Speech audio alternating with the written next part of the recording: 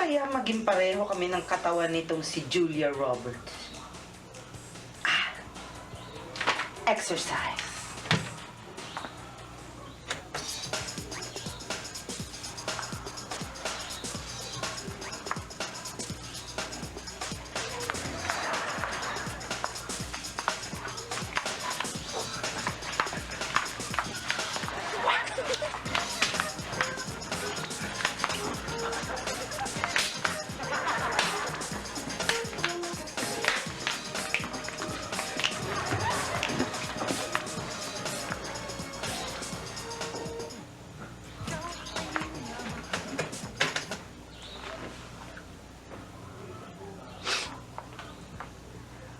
Kamusta ang aking pretty boy?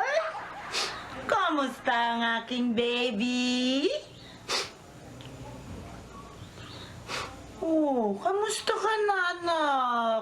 Okay lang, Mami. Para namang hindi okay ang sagot ng aking baby. May problema ka ba? Wala, Mami. Meron eh. Wala. Sabihin mo sa mama mo kung meron kang problema. Kasi mama mo ako, gusto ko malaman at baka kita matulungan. Hindi, Mami. Pakiramdam ko, isa lang to sa mga araw na para bang ang pakiramdam ko walang nagmamahal sa akin. Anak naman, ba't ka naman nagsalita ng ganyan? Mama loves you. Mama loves you very, very, very, very much. O, anong gusto mo para ipakita ko sa'yo kung gaano kita kamahal? Gusto mo ng kiss? Ayaw. Gusto mo ng chocolate? Ayaw. Gusto mo ipagtimpla kita ng gatas? Ayaw. Gusto mong ihele-hele ko ang baby ko? Don't like. Gusto mong mamasyal, sakay tayo sa Chubibo? Don't like lalo. Gusto mo pumunta tayo sa amusement center, maglaro ng mga computer? Never. Ano ba gusto mo? 2,000 pesos. Anak, saan mo naman gagamitin yung 2,000 pesos na yan? Para saan? Napakalaking halaga, ha? Gary B concert. Gary V concert? 2,000 pesos? Ba't ang mahal?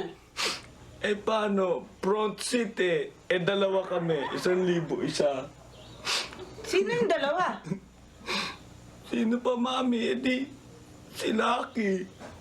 Ililibre mo si Lucky Mami. ng pera ko? 1,000 each kayo? 2,000? Wala akong 2,000. Wala.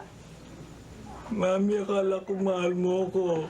Mahal kita, pero wala akong 2,000 pesos para dyan sa concert na yan.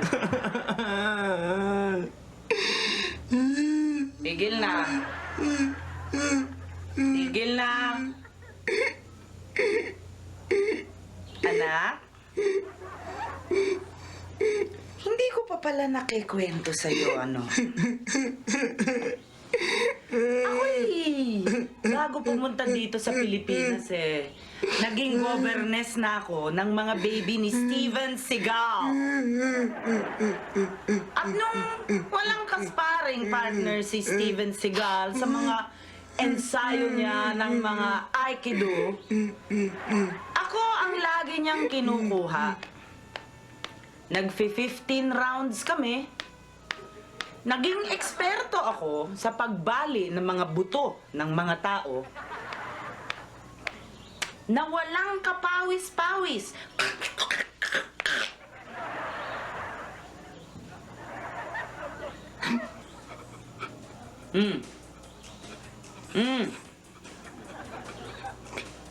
May naririnig pa ako. Wala na, Mami. May naririnig pa ako. Mami, wala na. May naririnig pa akong hangin. Yan.